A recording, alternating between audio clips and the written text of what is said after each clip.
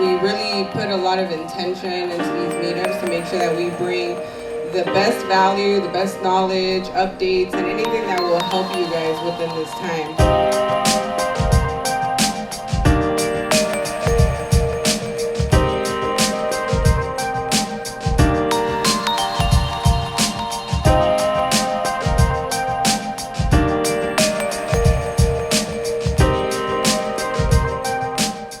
I've had a few meetups with Cameron. We've been hosting these meetups all of 2022, and we've had great turnouts. We really put a lot of intention into these meetups to make sure that we bring the best value, the best knowledge, updates, and anything that will help you guys within this time. You know, who can agree right now that right now everybody feels like we're in uncertainty and we're in this so-called recession, right? And this fear-based mentality that I think that today I want to make sure we just ignore that. Let's cut out that noise and let's create opportunity. Let's collaborate, let's connect, and share thoughts. So a lot of the previous meetups we've had have been at a very basic level. What an ADU is, what are the benefits of it, why we should be implementing this strategy with all of our strategies.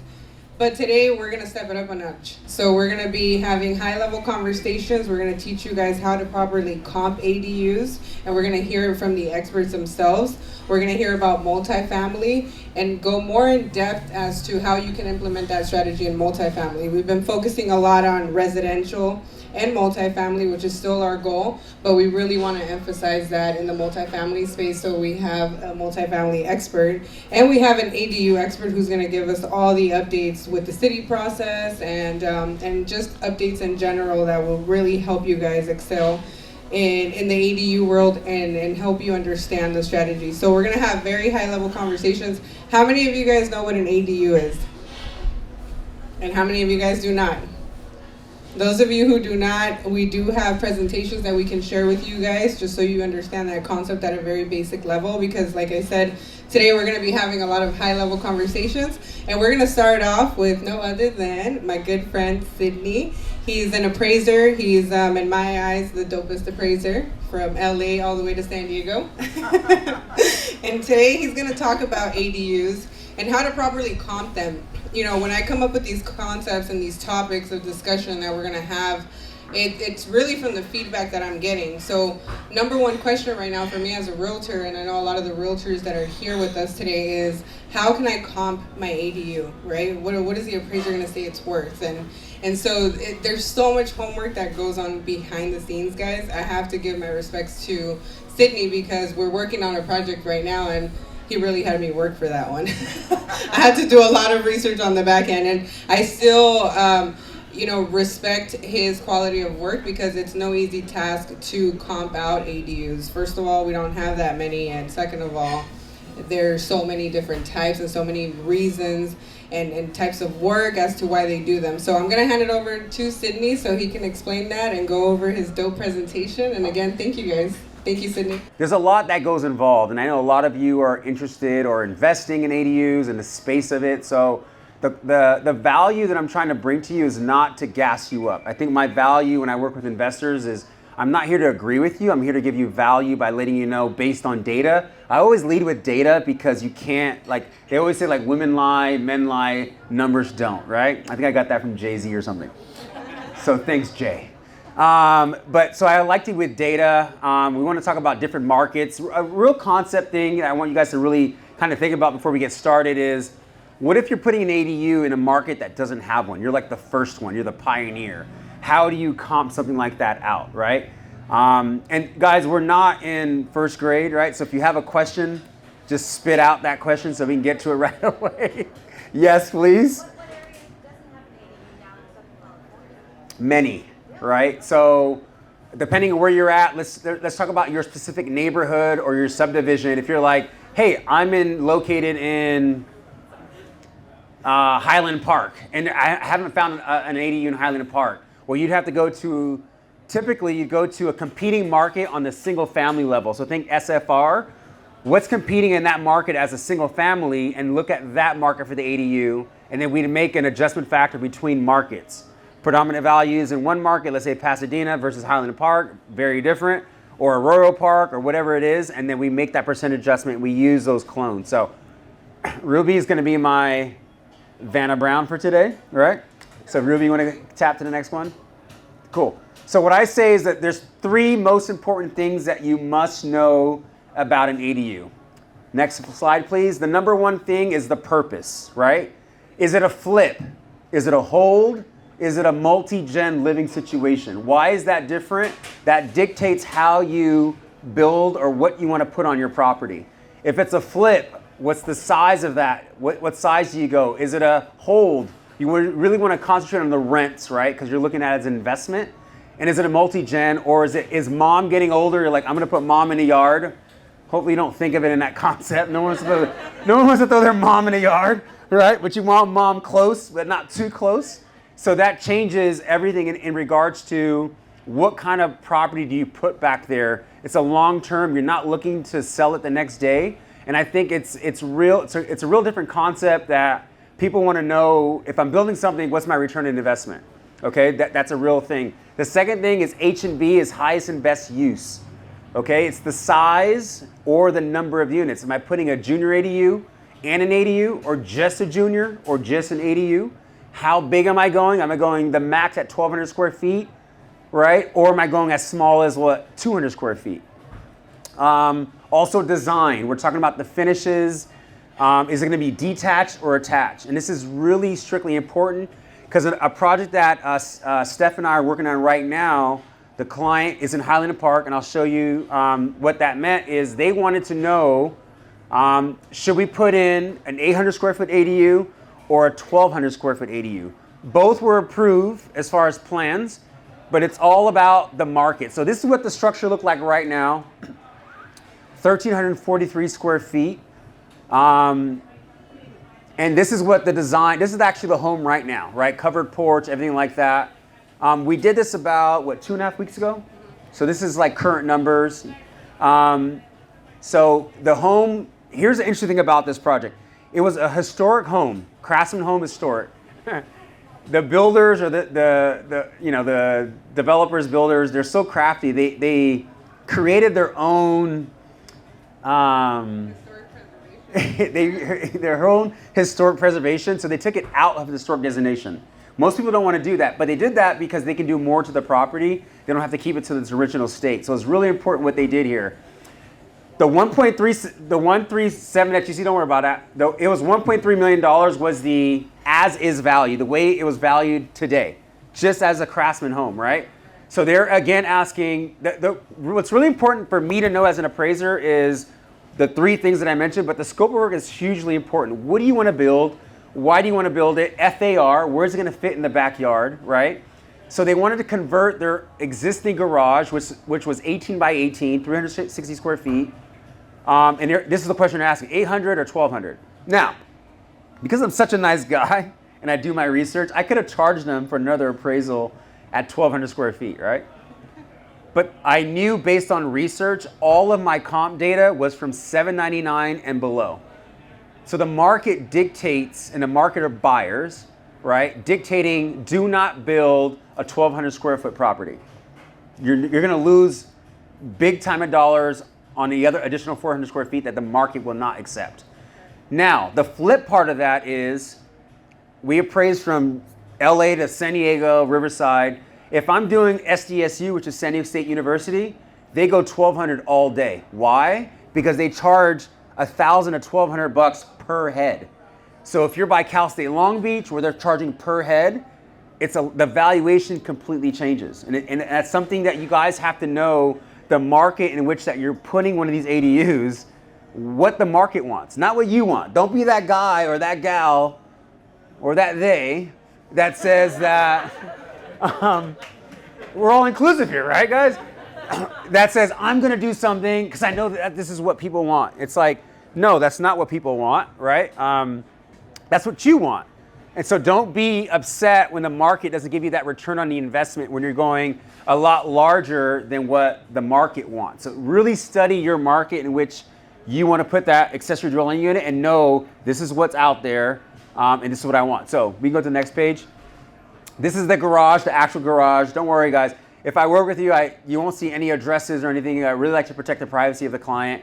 So the garage is existing there, and they're going to go to the right. The tree, sorry tree, you're gone.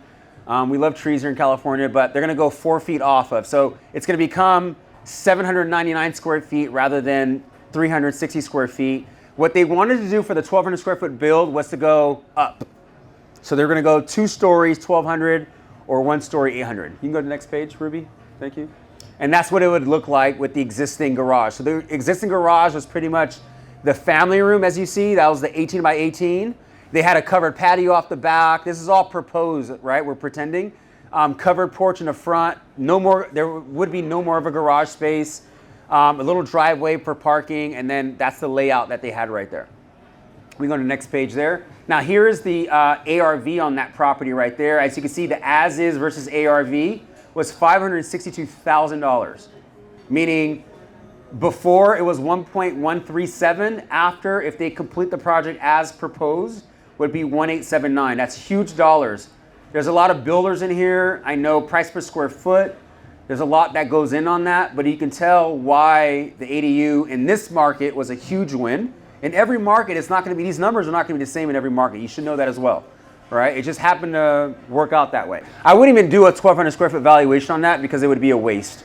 I think the price per square foot would go way down. You're spending more money than what the market would react to.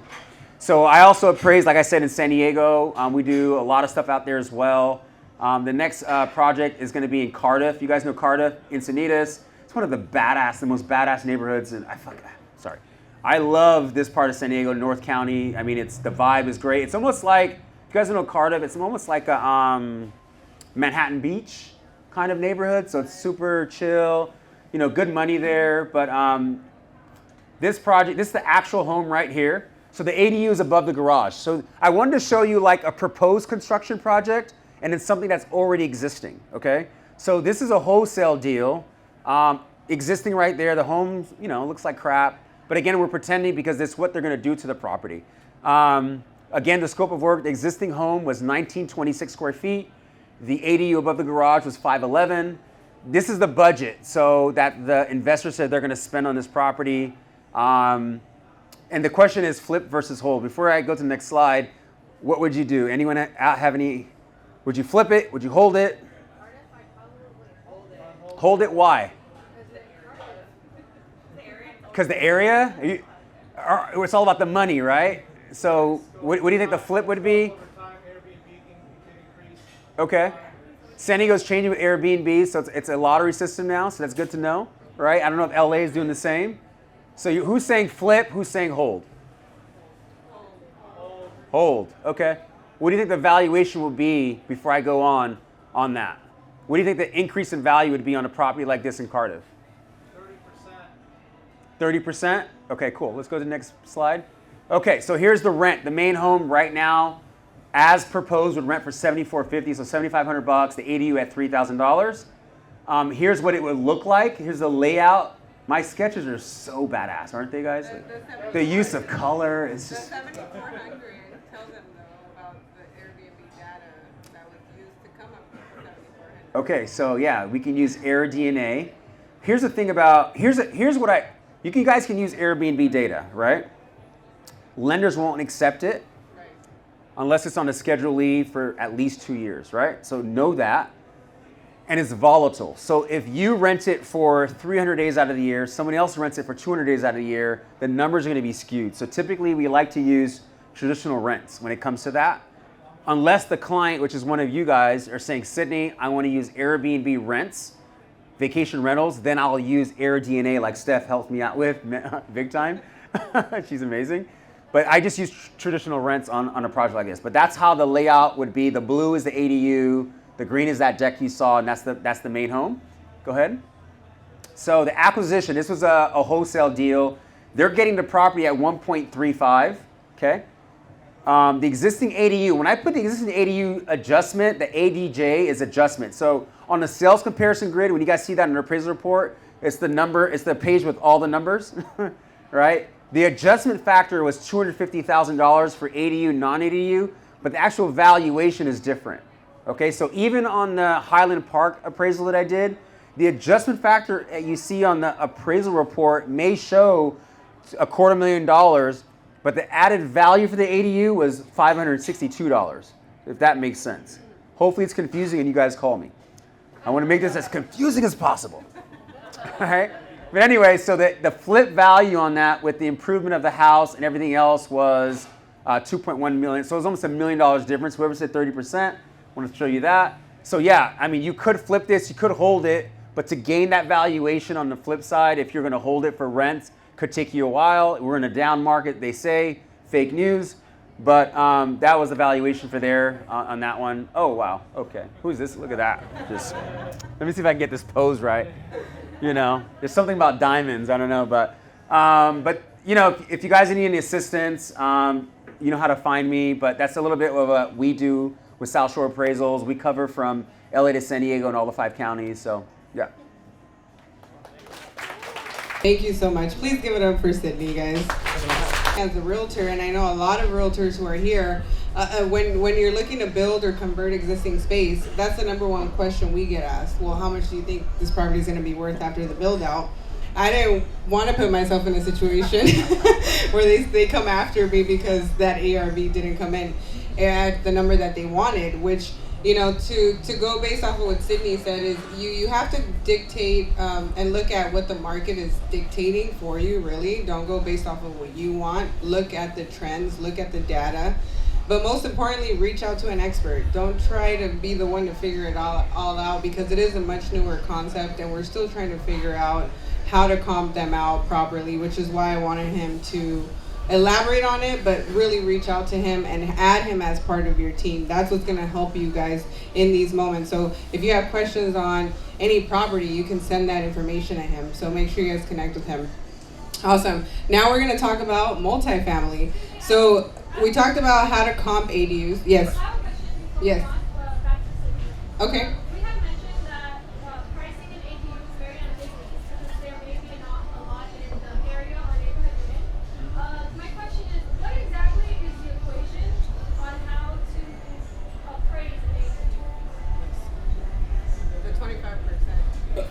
Okay, so the question is, like, is there an equation on evaluating ADUs? Is that? Yeah, like, since the market dictates based on the size or the buyers, yeah, what is the equation? How do we, what are the numbers? What exactly is the equation? Like, I know how we get ROI, ADU, like the apples to fair value. How do we put in an equation what the ADU is? You're not going to like the answer to this because it changes drastically, right? Because it's like anything else, guys. If you're in a market and you go, oh, a pool is 75 grand today, tomorrow it could be 50, right? So the return on investment is what the market dictates. Now, there's a few different things that we use, and it depends on the lender, depends on yourself. If you're looking at as an income approach, so we use a sales comparison approach, which is apples to apples. Is there another ADU in the market area? Okay, so essentially what we'll do is we'll take a home, let's say it's another 1,300 square foot home in Highland Park, Craftsman, remodeled, what did that property sell for, okay? Then we look at that and then we find another property, same size, in a perfect world, same size, same design, same condition, all those quality construction with an accessory dwelling unit, and that's how we extract the value from that. There's other aspects that are also utilized. Is there additional yard space? How is it annexed? Is there egress, regress? Is it a flag-shaped lot? Things like that. So on the income approach, we're just strictly going off of rent. So just like a multifamily, whether it's 2 to 4 or 10 or more units, we're using a GRM, which is a gross rent multiplier. And that the way you get that is you take the sales price, the average sales price divided by the average gross monthly rent, and that'll give you a GRM. It could be like 236. For the commercial guys here, it might be a GIM, which is annual. So you take the gross rent, multiply by 12, and that might be 14 or 15, right? And that'll tell you what your return on investment is or your cap rate.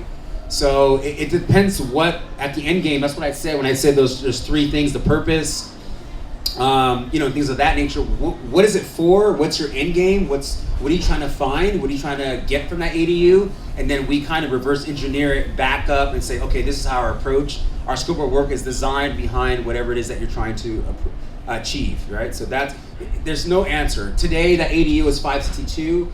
6 months from now, that same ADU could be 450, could be something different.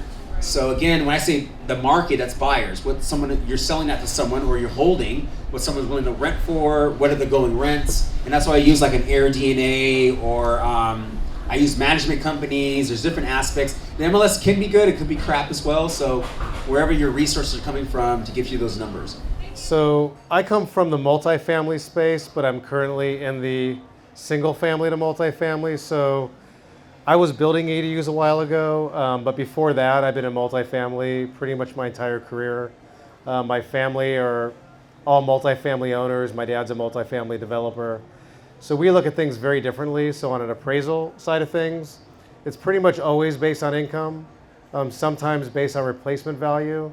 But the biggest challenge that I found in residential, just to expand on Sydney, is because it's usually comp-based, that's finding something ideally within half mile to a couple miles away, and there's very little for sale that has ADUs. It's a very difficult thing to comp, and it's a very difficult thing to appraise, which means it's a very difficult thing to finance. So the financing for ADUs up to about 6 months to a year ago was probably the hardest. That's gotten a lot simpler, luckily, because there's more guidance and regulations around how we can count income on ADUs for even single family. So just to back up a little bit, with my background in multifamily and primarily multifamily construction, it all came down to what is it cost on a per unit basis to build, and what is it cost on a per unit basis for the land. So if you're buying an existing property of 4 unit for $800,000 and you're tearing it down, you're over $200,000 a unit just on the land cost. And then you have the replacement cost on the construction, which everybody knows has gone through the roof. So what's really brought me over from multifamily into what I'll call quasi-multifamily, which is adding 1, 2, or maybe even 3 ADUs or units to a home, is we now have the opportunity to take this land cost from a single family home and create up to 4 units. So to me, the biggest opportunity that I see being a multifamily guy coming into the ADU market and helping clients navigate the process is for clients, there's a lot of reasons, to build ADUs, from multi-generational living to building multi-generational wealth to fix and flip. From my perspective, it's more about the income and probably more about the hold, right? How do we take a single family home or maybe a duplex and convert it to a triplex or even a fourplex? And the other thing I love about single family as opposed to multifamily is the financing is a lot better once you're under 4 units. So as soon as you go to 5 units or more, you're commercial. I owned a 5 unit in Santa Monica, and the longest I can get is a 10-year fixed interest rate. You can get 30-year fixed on a single family, and now you can have a 30-year fixed with 4 units. So to me, the biggest opportunity is the ability to get leverage. I mean, obviously interest rates are high now, but that won't be forever. Coincidentally, it's also relatively low historically. Go back to the 80s when it was in the teens. We're still not bad at 5, or I guess now 6.5%, 7%. It sounds bad. My first home that I bought in 2000 was at 8.25. So it's all relative, but it doesn't help you when you're trying to qualify. And that'll take me to my next subject, which is being able to take people that normally couldn't qualify for a house today, and now being able to count 75% of the rental income per the most recent guidelines. You can now take a $2,000 a month rental unit and add $1,500 a month to your income, which goes right to your debt to income ratios, which allows you to qualify for the loan. So for existing homeowners, it's great, but for new homeowners that are looking to buy that have felt priced out, it could potentially be a really good tool to be able to afford and now buy into something you couldn't afford before. What Homeplex is about is stepping back, is looking at long-term goals. So it's looking at the internal why. Why am I doing this? So I'm going to go past the multi-generational living and just go to the income side. The old American dream was buy a home, pay it off in 30 years, and then I get to go do a reverse mortgage so I can live the next 15 off of my equity. We believe that the new American dream is about buying a home and paying it off in 10 or 15 years. And we believe that through ADUs and adding 1 or 2 units, and if you're not in the position to need that income, if you're making a good living Instead of buying the 4,000 square foot house to live in and have a whole bunch of empty rooms, buy the smaller house or buy the bigger house and divide it up, have multiple units, and use that extra income to make extra principal payments and get your house paid off 10, 15 years.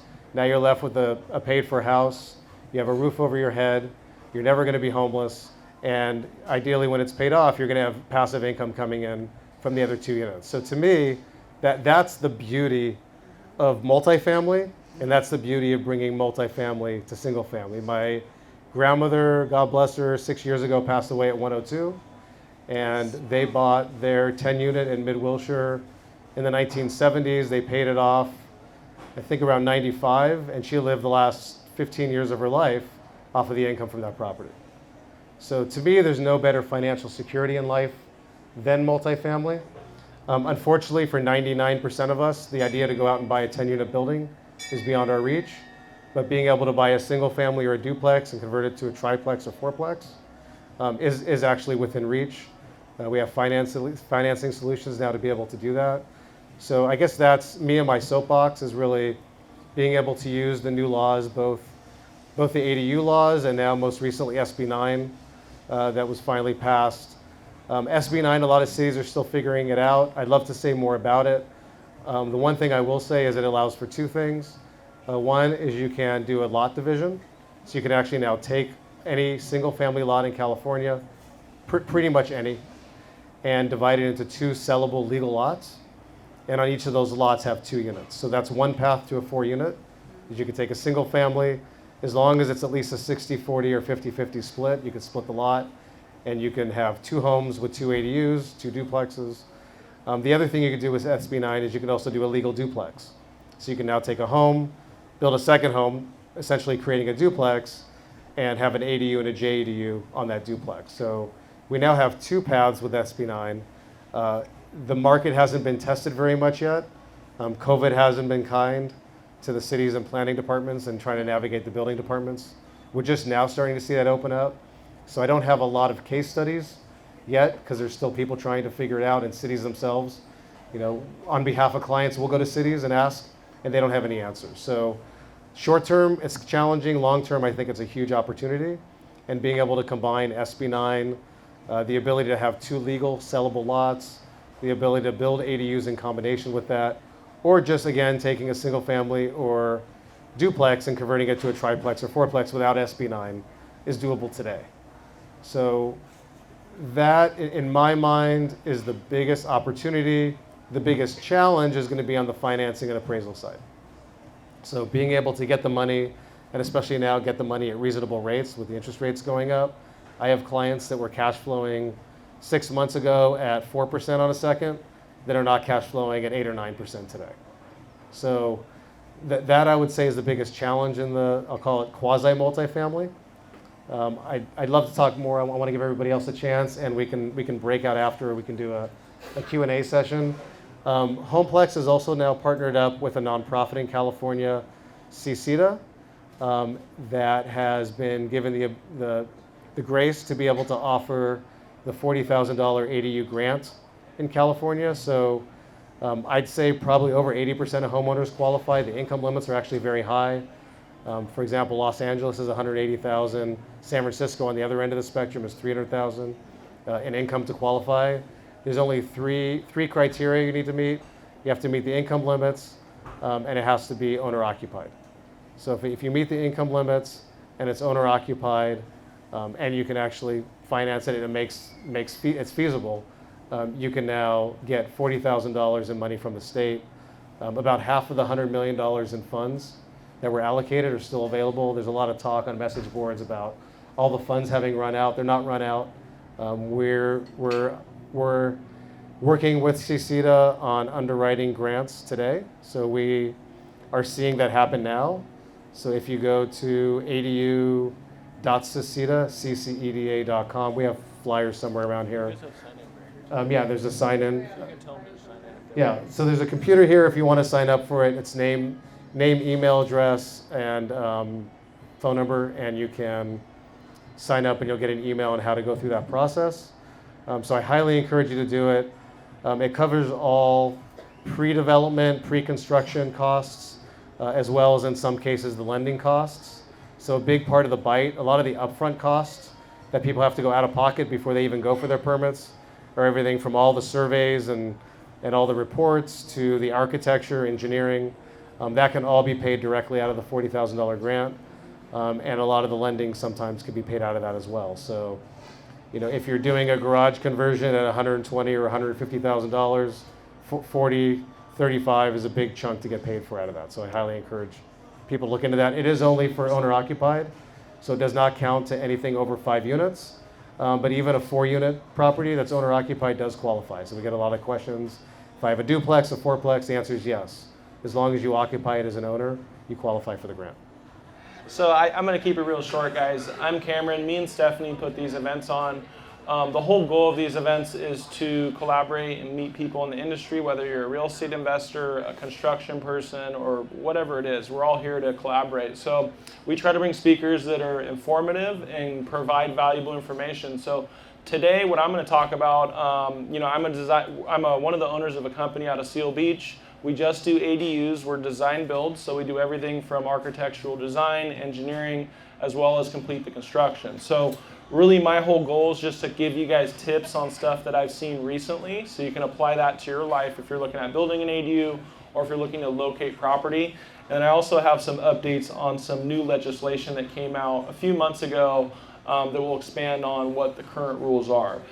First off, one thing I learned recently is junior ADUs, the technical term of a junior ADU says it has to be built out of livable square footage. Now, I just conversed with Ari and I found out technically if you have an attached garage, most cities will count that as livable square footage. So that's a little trick to build a junior out of the attached garage, and then you can build an ADU out of the backyard. So just FYI, that's something that I learned recently. Number 2 is most cities will let you convert multiple garage spaces. I'm talking multifamily here. So for example, we're doing a 2-unit in downtown Long Beach. It's 2 separate units, and there's 4 garage spaces on the bottom. Now, with the 25% rule, you're only allowed to do 1 ADU out of non-livable space. Now, the city of Long Beach, these garages are about 850 square feet. I thought before going into it that we were limited at 800, but we weren't. The city actually explained that, hey, if these garages were 1,000 square feet, you're able to convert all of them and you can actually accommodate a 3-bedroom. So that's something that I learned through that, which is very valuable. Obviously for us, we try to be very feasible when we work with owners and say, hey, look, is it feasible to take away all the parking? A lot of time it's not, so we work with the owner and say, hey, look, you probably want to keep a couple of these. But in this case, he was okay with taking all of them away. There was enough parking, so he did. So again, that's a big kind of inside scoop as well. Regarding multifamily as well, there's 2 ways you can build ADUs with multifamily. One way is they'll allow you to do 2 freestanding units up to 800 square feet. Some cities will let you stack those, some cities won't, so always got to check with the city. You can also build up to 25% of the unit count out of non-livable space. So if you have 8 units, you're allowed 2 ADUs out of garage space or storage space, whatever. If you have 12, it's 3, and so on, all the way up. So some cities, for example, Los Angeles will let you do the 2 freestanding and the 25% rule. For example, Long Beach, they don't let you do that. So in Long Beach, they're going to say, hey, you're either going to do the garages or you can do the ground up, but you're not going to do both. So quick note, check with your city. Again, Los Angeles is different than Long Beach, and I'm sure some of these other cities are different as well. One thing I learned as well, on a corner lot, okay, if you're on a corner lot, most cities will require a 10 feet clearance from the street. Your setback usually is about 4 feet from your side and rear lot line, but again, if it's a corner lot and you're on a street, they're going to count that as 10 feet. A client almost canceled on us the other day for that. So that's pretty much just little tips. And then the new updated legislation, 2-story ADUs are now allowed statewide up to 18 feet. That was really big. Some cities limited you at 1 story. Yeah, 16 to 18, that's the little bump we need. And then new government-backed financing programs. So I know there's different cities, there's different areas, municipalities that are coming out with financing. So again, if you're looking at building an ADU, check with your city. Also, I know Pasadena kind of has their own grant thing. There's different cities that have different programs for giving money away to build ADUs. So always check with your local city. No more front setback for statewide. So ADUs used to have a front setback where you could not build the ADU in the front yard. You're still going to have your standard setback, but they're not going to tell you, hey, you can't build it in the front. That's completely gone now. So they're going to let you do that. And then here's a big one, guys. This was a law before, but it's going to be stricter 60-day limit on all permitting agencies. So what happens is the 60 days can be very misleading, because what happens is when you do your submittal, the planning department reviews it, and 60 days does not mean they have to approve it. They either have to say yes, they either have to say no with corrections, okay? So we had to kind of push cities the other day a little bit on this, because they've been sitting on our file, and we sent them, basically the updated legislation, and they got right on it. So the cities are trying, just so you know, cities are hiring third parties to help with all the submissions, and sometimes those third party agencies aren't the best, and they take a long time, and they'll correct stuff that's not supposed to be corrected. So it's still a learning curve, but again, the 60-day does not mean they have to accept you within 60 days. It's they have to review it and respond to yes or no with corrections. But that's pretty much it. Again, I wanted to keep it really quick and tight. But I'll give it on to Steph next. Thanks. One thing to add on the height, so that 16 to 18 is a game changer, because to do a 2-story 16-footer, you're pretty much at a loft. You can't do a full 2-story. 18 gives you 2, and if you're within half a mile of a bus stop or transit corridor, you get another 2 feet. So you actually can do, it's a 2-foot slope for the roof. So you get to 20, and if it's attached and you have a 2-story house, you can go up to 25. So total game changer. I agree. I have to second that or third that, because I think the new standard should be like 9-foot ceilings. It just makes it much more spacious, right? Yeah. So give it a round. Please give them a round of applause. I really want to thank them, especially Sydney and Ari. They're coming from all the way from San Diego. So I really like to set the intention when I do these meetups, because I want to make sure that they walk out with solid connections and relationships. So make sure you guys reach out to them. They can, it took them a while to get here. So I want to make sure we reciprocate that energy with them, because the knowledge that they're bringing to the table is so valuable. That where I'm going to finish off with is from a realtor's perspective. So you guys are hearing it from an appraiser standpoint, from a multifamily expert standpoint, and from an ADU builder design and build firm's perspective. Right now, from my perspective, I'm coming from, let's streamline this entire process for our clients, right? Because as realtors, we are boots on the ground. We are having these day-to-day conversations with homeowners, investors, first-time home buyers. I mean, from any side of the spectrum, right? Everybody wants to know how they can leverage the ADU play. But if you cannot have a clear understanding or clarity on the process, how can your clients have that clarity? And then how can you set those expectations? So understanding that, these timelines with the city are so difficult. Why? Because we have third-party vendors that we have to communicate with. We have certain time frames that we have to take into consideration. And then now I can set those expectations with my clients, right? And this goes for anybody here who's looking to build an ADU. It's a long-term play, and you have to be super patient with the process, right? Depending on the reasons why you want to build ADUs, which I'm all for. That's exactly why I host these meetups, so we can bring awareness.